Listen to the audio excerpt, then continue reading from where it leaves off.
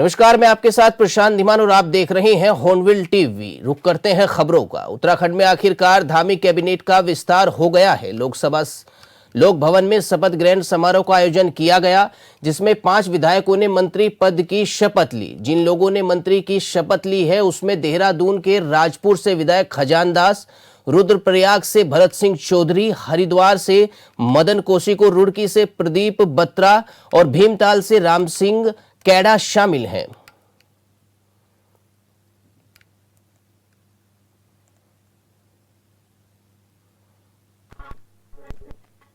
भारत भाग्य विधाता, पंजाब सिंध गुजरात मराठा द्राविड़ उत्कल गंगा, विंध्य हिमाचल यमुना गंगा उच्चल जल के रूप में मेरे विचार के लिए लाया जाएगा अथवा मुझे ज्ञात होगा, उसे किसी व्यक्ति या व्यक्तियों को तब तक के सिवाय जबकि ऐसे मंत्री के रूप में अपने कर्तव्यों के सम्यक निर्वहन के लिए ऐसा करना अपेक्षित हो, मैं प्रत्यक्ष अथवा अप्रत्यक्ष रूप से संसूचित या प्रकट नहीं करूंगा।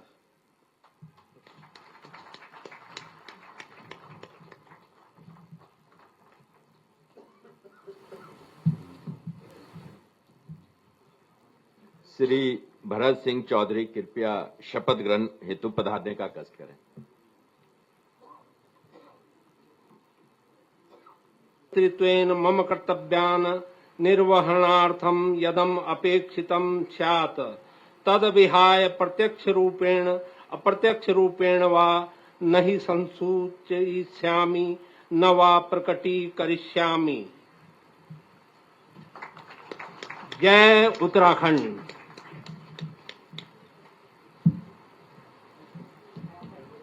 श्री मदन कौशिक जी कृपया शपथ ग्रहण हेतु पधारने का कष्ट करें।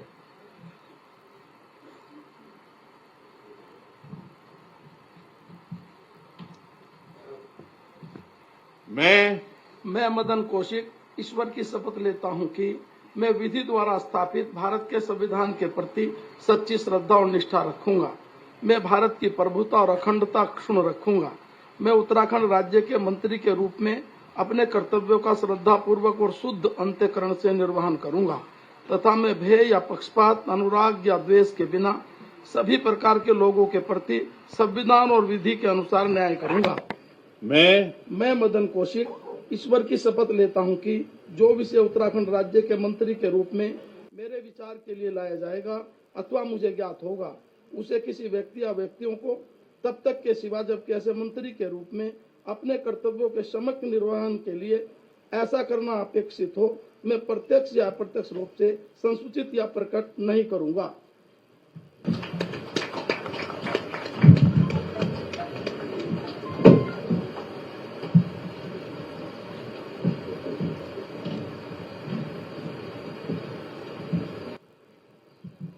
श्री प्रदीप बत्रा जी कृपया शपथ ग्रहण हेतु पधारने का कष्ट करें।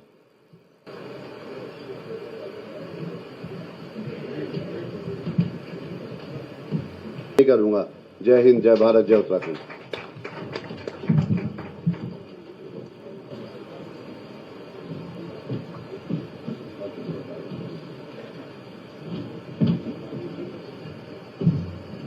श्री राम सिंह कैडा जी कृपया शपथ ग्रहण हेतु पधारने का कष्ट करें।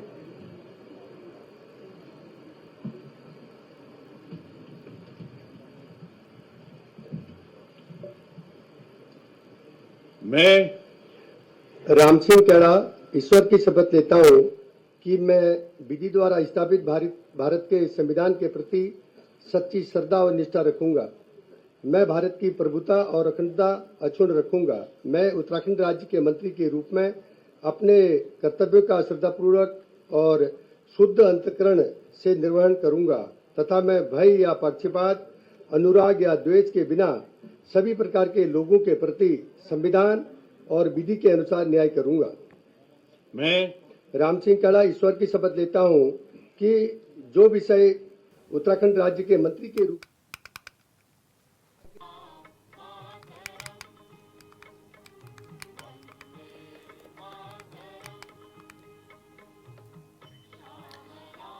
जिस तरीके से आपने देखा उत्तराखंड में आखिरकार धामी कैबिनेट का विस्तार हो ही गया है, वहीं लोक भवन में शपथ ग्रहण समारोह का आयोजन किया गया, जिसमें 5 विधायकों ने मंत्री पद की शपथ ली।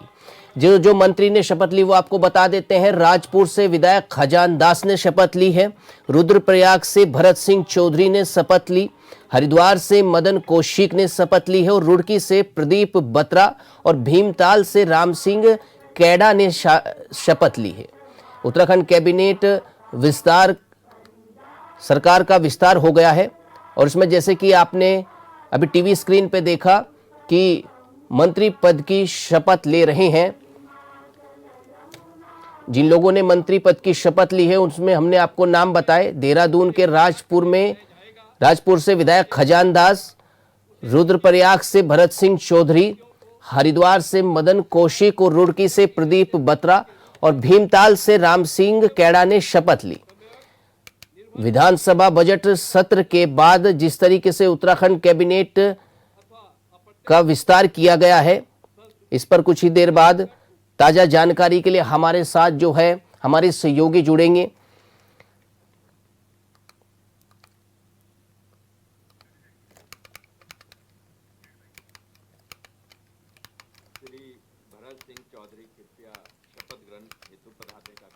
मुख्यमंत्री पुष्कर सिंह धामी का आज चंपावत दौरा, मां बाराही शक्तिपीठ धाम देवीधुरा मंदिर पहुंचेंगे सीएम, भव्य नवनिर्माण कार्य का करेंगे शिलान्यास।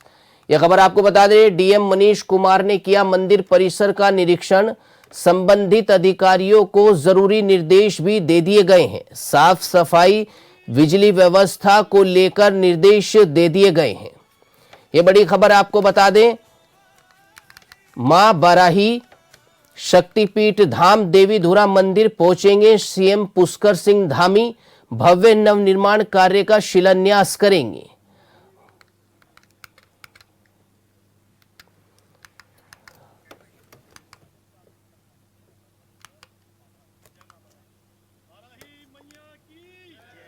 अगली बड़ी खबर देहरादून से सामने आ रही है। आपको बता दें, उत्तराखंड की राजधानी देहरादून में गैस कालाबाजारी पर प्रशासन सख्त हो गया है। क्यूआरटी टीमों के औचक निरीक्षण तेज हो गए हैं। 5 मुकदमे भी दर्ज कर लिए गए हैं। वहीं 3 आरोपी को जेल भेज दिया गया है।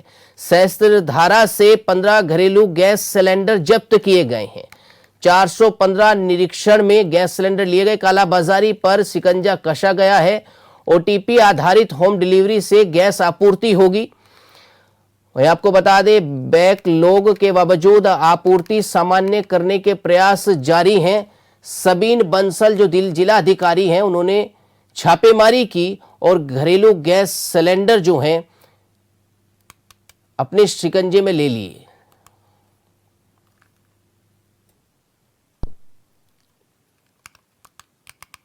जो गल्फ क्राइसिस है वो हमारा स्पिल ओवर हुआ है, लेकिन उसके जो इम्पैक्ट्स हैं वो हमें फील्ड में पब्लिक के ऊपर मिनिमाइज करने हैं। सो एक रैशनल वे में डिस्ट्रीब्यूशन हो और कोई भी परिवार व्यक्ति वंचित ना रहे हमारे फ्यूल से। तो इसके लिए ये आवश्यक है कि जो हमारी कलेक्शन और स्टोरेज एंड डिस्ट्रीब्यूशन मैकेनिज्म है वो फेयर रहे और इसमें किसी भी तरह का डाइवर्जन या ब्लैक मार्केटिंग ना होने पाए। तो उसके चलते पहले तो जो पैनिक है, परसेप्शन है, उसको हमें रेक्टिफाई करना है और इसी एंग्जाइटी में जो लोग पहले एजेंसीज में क्यूइंग कर रहे थे और उससे हमारे जो होम डिलीवरी है वो भी डिसरप्ट हो गई थी, तो उसको रेगुलेट करने के लिए अभी ये इंश्योर कर लिया गया है कि होम डिलीवरी ही होगी और कहीं पर भी व्यक्ति को in hand over the counter delivery नहीं दी जाएगी या किसी भी एजेंसी पर। इसको इंश्योर करवाने के लिए हमारे 30 रेगुलर ऑफिसर्स डेली वहां पर नियुक्त रहेंगे, स्टेशन रहेंगे हर एक एजेंसी पर, जो हमें रियल टाइम सिचुएशन से अवगत कराएंगे हमारे कंट्रोल रूम को। उसके लिए डेडिकेटेड ऑफिसर्स वहां पर नियुक्त कर दिए गए हैं। वहां की फोटोग्राफ्स, वहां पे जो संचालित गतिविधियां हैं और जो क्राउड है, क्राउड का वहां पे मोबिलाइज होने का पर्पस क्या है, वो सब अवगत कराया जाएगा। और उसी फीडबैक पर फिर जो हमारी क्यूआरटीज बनी है SDM, CO और सप्लाई इंस्पेक्टर की, वो वहां पर जाकर छापेमारी, रेड्स, इंस्पेक्शन वो किया जा सकता है। इसी क्रम में ऋषिकेश, सदर, विकासनगर में कई मुकदमे दर्ज हुए हैं और माल भी जब्त किए गए हैं और ऐसी एजेंसीज को भी बुक किया गया है जो आदेशों की अवहेलना कर रही थी और स्टॉक्स को टेक ओवर कर लिया गया पब्लिक डिस्ट्रीब्यूशन के लिए। वहीं उत्तराखंड के हाई कोर्ट ने हल्द्वानी के बनभूलपुरा कांड में मुख्य आरोपी अब्दुल मलिक सहित अन्य आरोपियों की जमानत याचिकाओं पर सुनवाई की। कोर्ट की खंडपीठ ने अब्दुल, तस्लीम और वसीम की जमानत मंजूर कर दी है। याचिकाकर्ता के अधिवक्ता विकास गुगलाली ने हाई कोर्ट को बताया कि इनका नाम प्राथमिकी में नहीं है, वो घटना में शामिल नहीं थे और संदेह के आधार पर बेवजह गिरफ्तार किए गए। वहीं घटना के समय वो मौके पर मौजूद नहीं थे। बता दें कि बनभूलपुरा में अवैध अतिक्रमण हटाने के दौरान पथराव और दंगे में कई लोग घायल हुए, कुछ की मौत भी हो गई। मुख्य आरोपी अब्दुल मलिक पर नजूल भूमि पर कब्जा, अवैध निर्माण और बिक्री का आरोप है। वहीं दंगे के समय 4 मुकदमे भी दर्ज हुए थे। अब तक कई आरोपियों को जमानत मिल चुकी है, लेकिन मुख्य आरोपी अब्दुल मलिक को अभी राहत नहीं मिली है। जो 2 अभियुक्त थे, एक अबू तस्लीम और दूसरा वसीम और भप्पा, उनके ऊपर 2 मुकदमे दर्ज थे और उन दोनों मुकदमों पर आज ऑनरेबल हाई कोर्ट ने सुनवाई करते हुए उनकी जमानत जो है स्वीकार कर ली गई। प्रेयर में यही था कि उनके ऊपर जो भी आरोप थे वो एक तरह से जनरल एलिगेशंस थे, कोई स्पेसिफिक रोल नहीं था, यही हमारी उसमें प्रेयर थी। और सेकेंडली उसी से सेम घटना से संबंधित कुछ ऐसे भी अभियुक्त थे जिनको पूर्व में ऑनरेबल हाई कोर्ट ने जमानत दे दी थी। जो आपको बता दें, हिंदू नववर्ष के अवसर पर राष्ट्रीय स्वयंसेवक संघ की ओर से कालाडूंगी में भव्य पथ संचलन निकाला गया। इस दौरान स्वयंसेवकों में खासा उत्साह देखने को मिला और पूरा वातावरण देशभक्ति के नारों से गूंज उठा। बता दें कि पथ संचलन की शुरुआत शहर के प्रमुख स्थल से हुई, जिसमें बड़ी संख्या में स्वयंसेवकों ने गणवेश में अनुशासनबद्ध तरीके से भाग लिया। ऐसे में हाथों में दंड लिए स्वयंसेवक कदम से कदम मिलाकर चलते नजर आए। कार्यक्रम के दौरान वक्ताओं ने नववर्ष के महत्व पर प्रकाश डालते हुए भारतीय संस्कृति और परंपराओं को अपनाने का संदेश दिया। उन्होंने कहा कि ये पर्व भारतीय नवचेतना और सांस्कृतिक गौरव का प्रतीक है।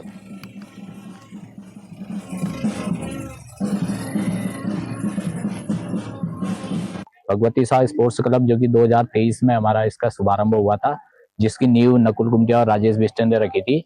उसमें इस वर्ष जो हमारे 23 खिलाड़ी राष्ट्रीय स्तर की विभिन्न प्रतियोगिताओं में प्रतिभाग किया था, उनका हमने सम्मान समारोह रखा हुआ है, जिसमें उन्होंने under 19 school game, under 14 school game, under 17 school game और फेडरेशन का जूनियर, सब जूनियर और नेशनल, सीनियर नेशनल, इन सभी में प्रतिभाग किया हुआ था। तो इस तरह हमारे 23 खिलाड़ियों ने विभिन्न प्रतियोगिताओं में प्रतिभाग किया। तो हमने आज उनका मनोबल बढ़ाने के लिए एक सम्मान समारोह आयोजित किया गया था। वहीं हरिद्वार में एक युवक को कार में बिठाकर मारपीट का वीडियो सोशल मीडिया पर तेजी से वायरल हो रहा है। वीडियो में खुद को पवन भगवा गोरक्षक बताने वाला व्यक्ति पीड़ित युवक के साथ दबंग अंदाज में मारपीट करता दिखाई दे रहा है। आरोप है कि पीड़ित गो तस्करी में शामिल था, लेकिन इसकी आधिकारिक पुष्टि नहीं हुई है। घटना सरेआम बंधक बनाकर पिटाई की गई है, जिस पर कानून हाथ में लेने और भीड़ तंत्र के खिलाफ सवाल उठ रहे हैं। पुलिस की भूमिका पर भी बहस छिड़ गई है।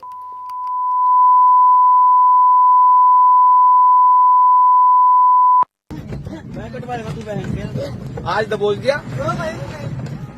का नाम कितनी गाय चढ़ा रखी थी?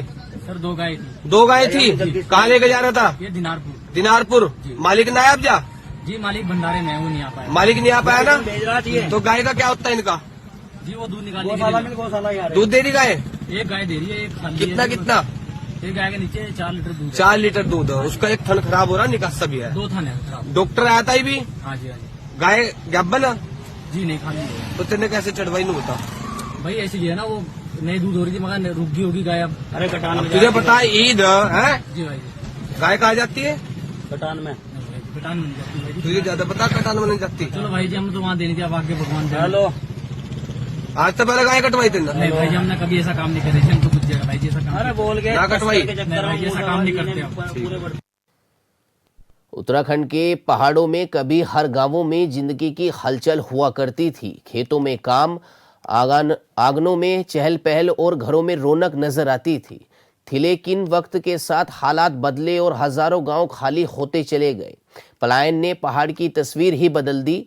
अब सरकार दावा कर रही है कि प्रवासी लौट रहे हैं और बस भी रहे हैं। आंकड़े और योजनाएं सामने रखी जा रही हैं, लेकिन बड़ा सवाल है कि क्या ये पहल जमीनी बदलाव ला पाएगी? फिर हकीकत अब भी पलायन की कहानी पर क्या बयां करेगी?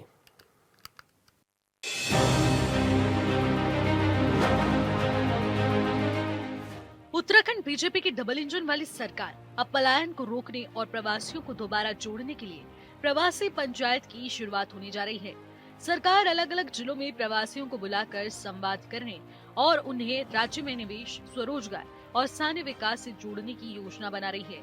आंकड़ों के मुताबिक कोरोना काल के दौरान लाखों प्रवासी लौटे थे, जिसमें करीब 6000 से अधिक लोग के स्थायी रूप से बसने का दावा किया जा रहा है। अब सरकार इस पहल के जरिए और लोगों को जोड़ने की तैयारी में है, लेकिन विपक्ष इस पहल पर भी सवाल उठा रहा है। प्रवासियों की पंचायत, प्रवासियों को बुलाना ये एक अच्छा मानता हूँ, एक प्रयास है, करना चाहिए। लेकिन सबसे पहले मैं सरकार से कहना चाहता हूँ, कोरोना काल में जब उतनी बड़ी महामारी में हमारे जो भी लोग थे वो बाहर से वापस अपने गांव आए और छोटे छोटे रोजगार शुरू किए उन्होंने। तो सरकार का पहला प्रयास तो होना चाहिए था कि कोरोना काल के बाद जो लोग आए हैं, जो यहाँ छोटा अपना रोजगार शुरू कर रहे हैं, उनको सब्सिडी देती, उनको मदद करती, उन्हें यहाँ रोकने का काम करती। लेकिन मजबूरन वो सब लोग वापस चले गए।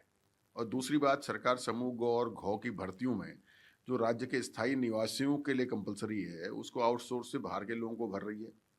जब आप यहाँ जो लोग हैं उन्हें रोजगार देने में सक्षम नहीं हैं, तो आप ये कहें कि हम प्रवासियों को यहाँ वापस ले आएंगे, तो पहला प्रयास तो जो यहाँ का वासी है उसको हम यहाँ स्थायी कैसे करें, उसको यहाँ हम कैसे रोकें, इस पर सरकार को गंभीरता जो है दिखानी चाहिए।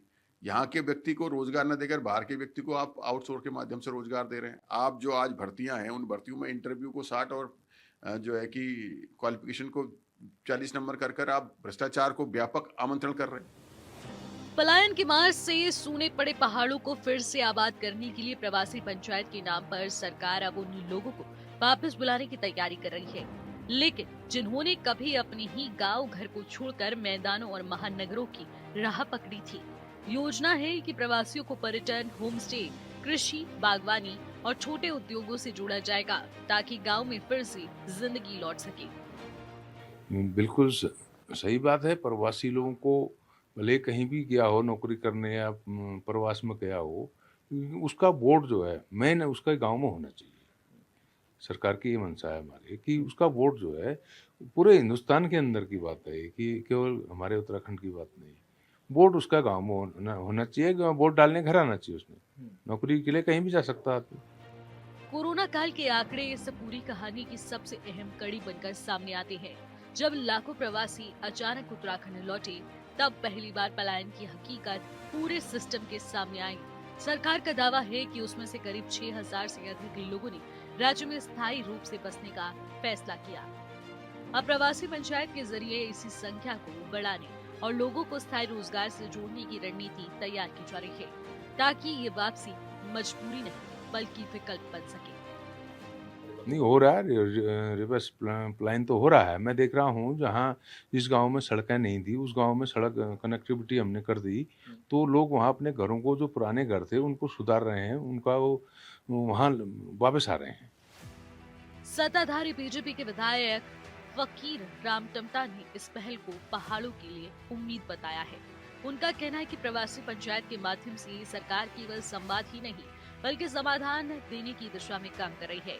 उन्होंने कहा कि प्रवासियों को योजना से जोड़कर उन्हें गांव में रोजगार और सम्मानजनक जीवन देने का प्रयास किया जाएगा। टमटा का मानना है कि अगर ये योजना सही तरीके से लागू होती है तो आने वाले समय में पहाड़ों की तस्वीर बदल सकती है। और आने वाले समय में कुछ सड़कें हमारी रह गई हैं, कुछ सड़कें अगर बन जाती हैं तो रिवर्स प्लान तो जरूर होगा, ये तय है, मान के चलो। लेकिन इस पूरी तस्वीर का दूसरा पहलू भी उतना ही अहम है। कांग्रेस विधायक भुवन चंद्र कापड़ी इस पहल को लेकर सवाल खड़े करते हैं। उनका कहना है कि प्रवासी पंचायत की घोषणा करना आसान है, लेकिन उसे जमीन पर सफल बनाना सबसे बड़ी चुनौती होगी। उन्होंने कहा कि जब तक गांव में रोजगार, स्वास्थ्य और शिक्षा जैसी बुनियादी सुविधाओं को मजबूत नहीं किया जाएगा, तब तक ये पहल सिर्फ कागजों में ही सीमित रह सकती है। ये सरकार सिर्फ किताबी बातें हैं, ये लोगों को अखबार के माध्यम से, मीडिया के माध्यम से इन सब बातों को देखकर आकर्षित करने का काम करती है। सरकार ने पलायन आयोग बनाया। पलायन आयोग को सरकार ने क्या बजट दिया? पलायन आयोग की सरकार की कितनी बैठकें हुई? पलायन आयोग ने पलायन रोकने का क्या रोड मैप तैयार किया? कुछ नहीं, सब किताबी है। जैसे आज सरकार कहती कि हमने नया डेवलपमेंट कर लिया, बहुत सारे इन्वेस्टर आ गए। अरे पुराने इन्वेस्टरों को आप रोक नहीं पा रहे, वो लगातार यहाँ से पलायन कर रहे हैं। आप नए इन्वेस्टरों को लाने की बात कर रहे हैं, वो सिर्फ किताबों में है, अखबारों में है, जो एमओयू साइन किए, कहाँ धरातल पर कहीं दिखाई दे रहे हैं? किन लोगों को उन्होंने उत्तराखंड में रोजगार दिया? कहाँ पर वो जो है लगे हैं? कुछ नहीं दिखाई दे रहा। ये सिर्फ किताबी आंकड़े हैं। सरकार सिर्फ अखबारों में छपने के लिए, अखबारों की सुर्खियां बनने के लिए सब बात करती है। अगर सरकार गंभीर है तो पहले जो हमारे यहाँ का युवा बेरोजगार है, बाहर जा रहा है, उसको यहाँ रोजगार देने की बात करें। आप यहाँ उसे स्थायी रूप से रोकने की बात करें। समूह गौ और गौ की भर्तियों में कंपलसरी जो नियम है कि राज्य के स्थायी निवासी होना चाहिए, चाहे वो आउटसोर्स से भी करें, उसमें कंपलसरी होना चाहिए कि यहाँ के लोग हों।